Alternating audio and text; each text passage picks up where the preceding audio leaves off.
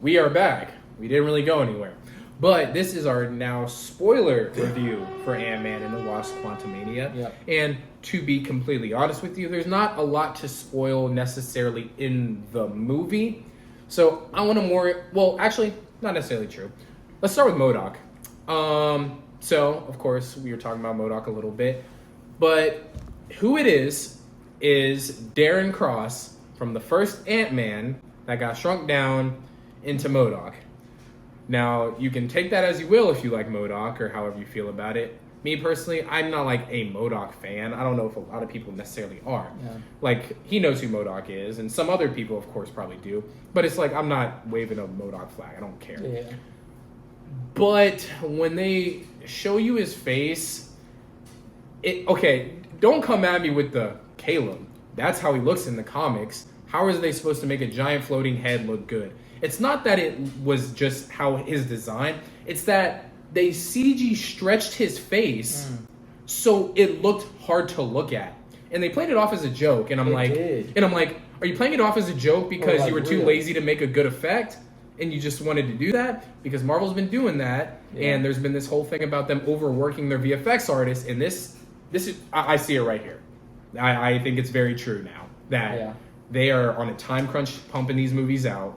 And they're just putting some effects in, because looking at that now, sometimes it's like you almost get used to it, whatever, but it's just like it's very weird to look at, and the character didn't need to be there, not really. Yeah. And then the way they end his thing, it's just like, I don't care. I mean, they had a funny bit when he died. Yeah. That's the most I can say about him. The whole movie, which now that I think about it, they say Kang was exiled.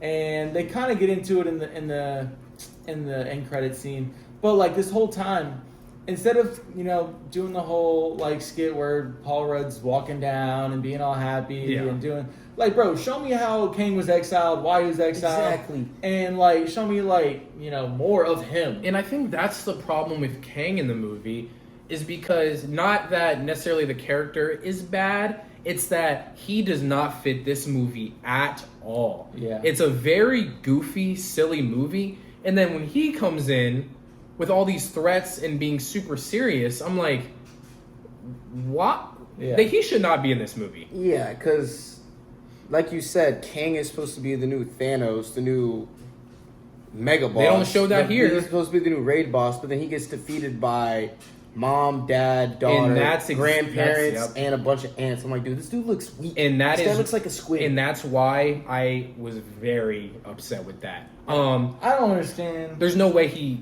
lost to Ant-Man. Nah, yeah. There is no way. If you know Kang from the comics or any idea of him, that it's borderline disrespectful. It's not even him losing. It's the way he went out. I mean, he went out and he went through like an iPhone charger. Well, you know what I mean? And the way they're setting him up the whole movie, he's like, I've killed so many Avengers. He's killed Thor. Yeah. Okay, he says that. He's losing to ants. Yeah. No, there's no reason for them to do that. I think this movie needed like a Dark Knight ending. And what I mean by that is like at the end of the Dark Knight when the Joker gets caught, his plan is still in effect. Yeah. Okay? He still has things moving and stuff's going on.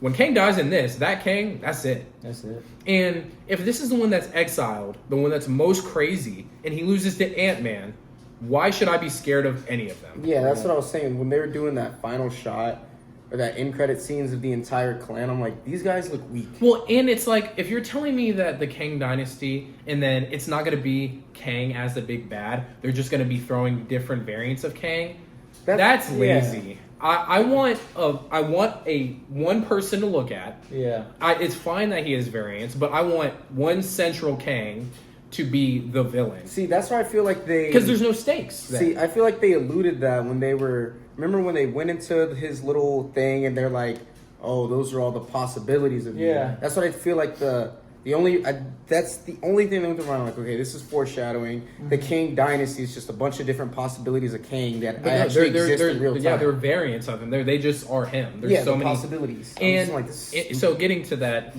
all the Kangs at the mid-credit scene, yeah, that looked really corny. Yeah. Very corny. And like I said in my review, if I told you what it is, it would sound cool. There's a bunch of Kangs, and it's a big arena, and you're like, oh man, they're gonna take over.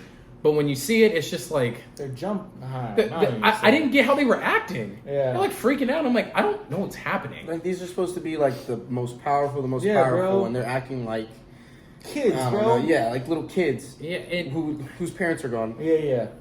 And it's just they build Kang up to be so smart, so sinister, menacing, and all that.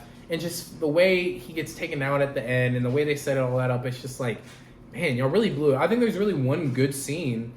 I mean, there's some good scenes with him, but I think there was one scene that stood out is when he's first talking to Ant-Man, and he's like torturing him and his daughter. Yeah. I was like, okay, I see him. He's threatening a little, like right here. Like he's making threats. He was cool, Yeah, he was being menacing. He was like a villain. And that's why it caught me so off guard. I was like, whoa, where did this come from? And then they started to get silly with him toward the end. Yeah. And I'm like, I don't know why they would do that. Like, not everything needs to be funny. Dude, I can read Marvel like a book.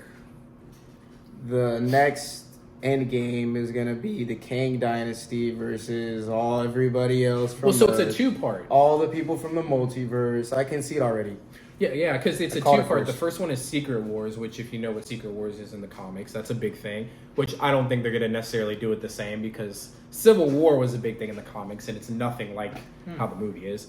But I'm gonna be completely honest. I just don't care anymore.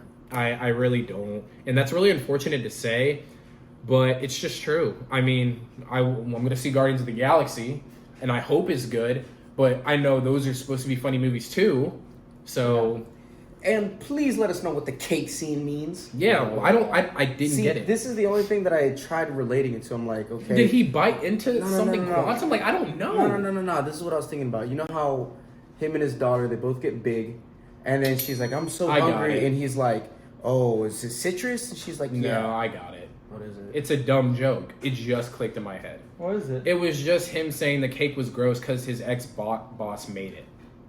Ex-boss? Remember his boss made the cake? Oh, yeah. I haven't made at cake the very since end. 19. And then he took a bite and he's like, oh, that I thought that was it. a separate cake, though, because... No, it was the same cake. It was her birthday cake. Yeah, it was a birthday cake.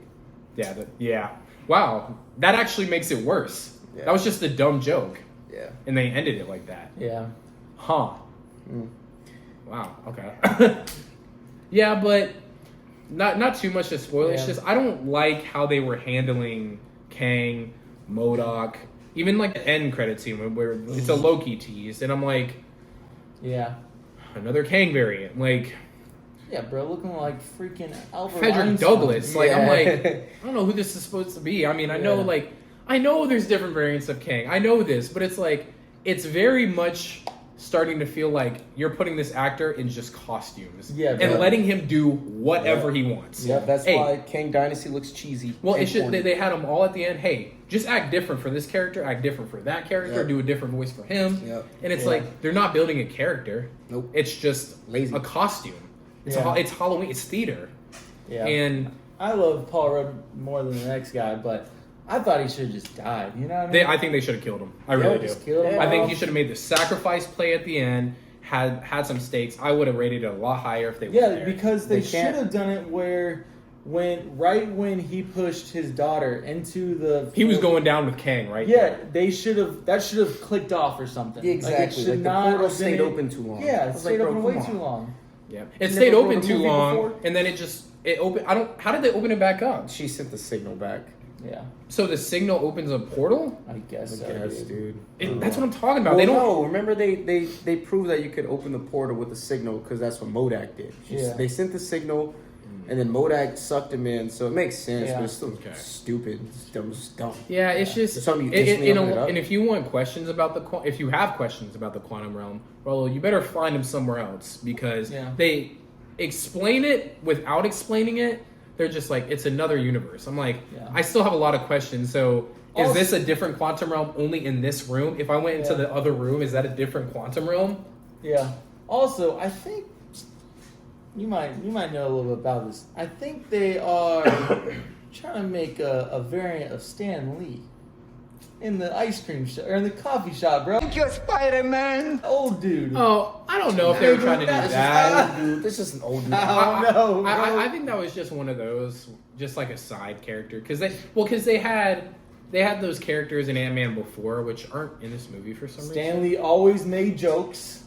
Yeah, but no, I don't think so. I think it's just for comedy's sake, honestly. Yeah, I mean, there's no point. But yeah. Well, that's just talking about it more, really disappointing. Yeah, I didn't want to be disappointed. I wanted to like it. Yeah. Never gonna be disappointed. Well, that's our spoiler review. Yeah, First one ever. Yeah, our first one. I think it's appropriate. Yeah. I think a lot of people are going to be talking about this movie, not in a good way. Chime in below. Yeah. Yeah. All right. We will see you guys next time.